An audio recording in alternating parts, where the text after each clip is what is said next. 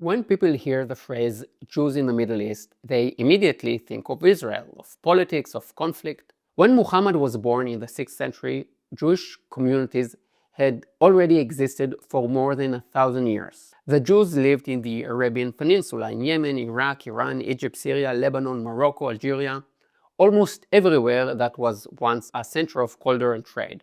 The Jews were there. And this isn't some legend. It is well documented in Jewish, Christian, and Muslim sources, as well as in archaeological inscriptions, and in the Quran, and I will get to that later. In Yemen, for example, Jews always saw themselves as descendants of the First Temple period, 3,000 years ago. They believed they were Jews who migrated there during the time of King Solomon. Is that true? Maybe, but a 2,600-year-old inscription found in Yemen confirms that Jews lived there before the first temple was destroyed in 586 BCE. In Yemen, one of the most traditional and spiritual deep Jewish communities in the world developed.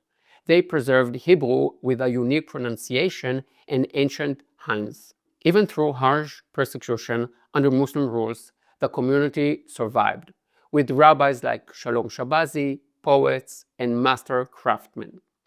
In modern times, Jews from Yemen were the first to do Aliyah, come up to the land of Israel, before the Jews from Europe in 1882. For the 10% of my viewers who speak Hebrew, it is called Ale Batamar. Yemenite Jews were a poor, isolated, but proud community. They lived there almost 2,000 years before Islam, and had to live only after the existence of the State of Israel made them a target of hate. I actually made a full video about Yemenite Jewry, a video where I even dance, link below. In Egypt, Jews also lived in the days of the First Temple. After the destruction of the temple, many found refuge in Alexandria. Alexandria had a massive Jewish community, with a synagogue so large that a cantor had to wave a flag so people in the back would know when to respond Amen.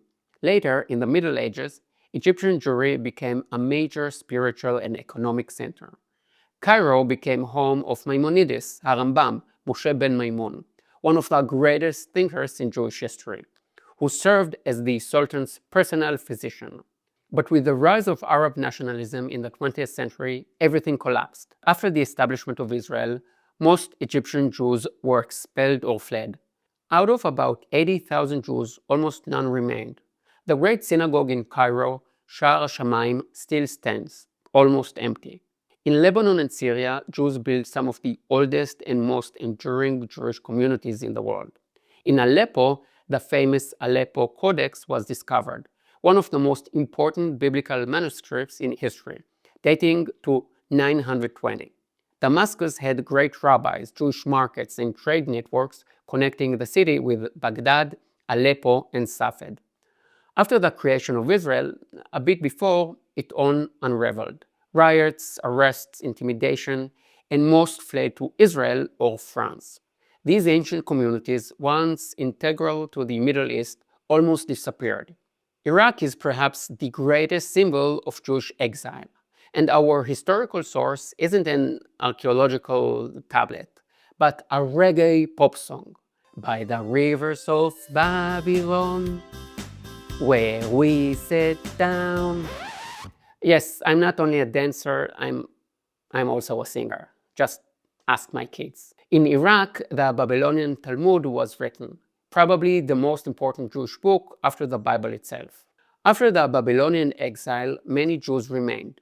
For centuries, Iraqi Jews was the beating heart of the Jewish world. They founded great schools like Sura and Pombedita, and became a global spiritual center. By the 20th century, Jews were an inseparable part of Iraq. In Baghdad alone, there were over 100,000 Jews. They spoke Arabic and were merchants, bankers, and officials. But after 1941, everything changed. The Farhud, a Nazi-inspired Arab pogrom in Baghdad, marked the beginning of the end. Hundreds of Jews were murdered, and by the 1950s, almost all had fled. Within a decade, Babylonian Jewry, one of the oldest Jewish communities in history, ceased to exist. In Iran, not an Arab country, but still part of the story, Jews lived since the Babylonian exile. Some returned to the land of Israel, but many stayed. Persian Jewry was ancient and vibrant. Under the Shah in the 20th century, it flourished culturally and economically. But after the 1979 Islamic Revolution, everything changed. Synagogues were destroyed, Jewish leaders executed, and most of the community fled. Yet even today, a small remnant remains, about 7,000 Jews, maintaining synagogues, cemeteries, and schools. A living relic of a world that existed long before Muhammad, before Islam, before the Islamic Revolution. In Morocco, Jews lived for thousands of years. I even made a full video about them too. Jews arrived there as early as Phoenician times, long before Islam reshaped North Africa. In the Middle Ages, after the expulsion from Spain, Morocco observed tens of thousands of Jewish refugees. But like elsewhere, the 20th century marked the end. Pogroms, discriminatory laws, blood libels, tens of thousands fled. Today, Israel is home to nearly 1 million Moroccan Jews. In fact, Moroccan Jewry is the largest single Jewish group in Israel. But this story isn't just about land or who was there first. When Islam emerged, it didn't start from nothing. Muhammad didn't invent a new religion out of thin air. He inherited a world that was already deeply shaped by Judaism. When he began preaching in Arabia, he encountered Jewish tribes in Khaybar, in Medina, who observed the Torah and ancient traditions. They knew the stories of creation, the prophets, the laws, the Shabbat, and the idea of one God who values justice and mercy. And Islam, born into this world, took many stories from the Jewish Bible and changed them. In the story of Abraham, for example, the divine covenant in the Torah passes through Isaac. In the Quran, it passes through Ismail. Moses, the Jewish leader, became Musa, a prophet. Even the binding of Isaac changed. In the Torah, God tests Abraham by asking him to sacrifice his son Isaac. In the Quran, it is not Isaac at all, it is Ismail. The term Bnei Israel, the children of Israel, appears dozens of times in the Quran. It echoes everywhere. Clear evidence that the Jews were there, living within the culture that would give birth to Islam. In that sense, the Quran itself is a living proof of Jewish presence in the world that came before it. Under Muslim rule, Jews were defined as dhimmis, protected but subservient people.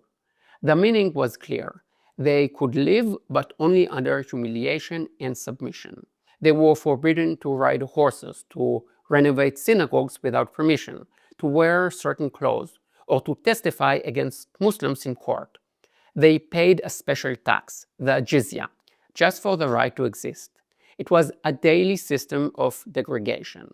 Yet even in those dark countries, Jews contributed to the Islamic world far more than it admits. In the 9th and 10th centuries, Jewish scholars like Saadia Gaon, Isaac Israeli ben Solomon, and Dunash ibn Tamim were among the first to translate Greek philosophy into Arabic.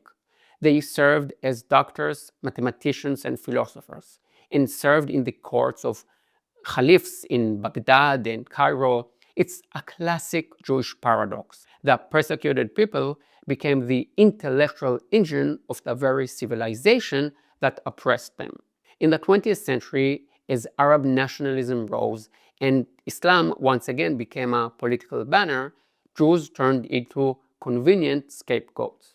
They were accused of treason, spying for Israel, and being part of the Zionist enemy.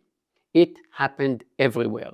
In Egypt, Iraq, Libya, Tunisia, Yemen, hundreds of thousands of Jews were thrown out of their homes, their property confiscated, synagogues looted, and communities simply vanished. Nearly 1 million Jews became refugees, but the Muslim world never called them refugees. They simply disappeared.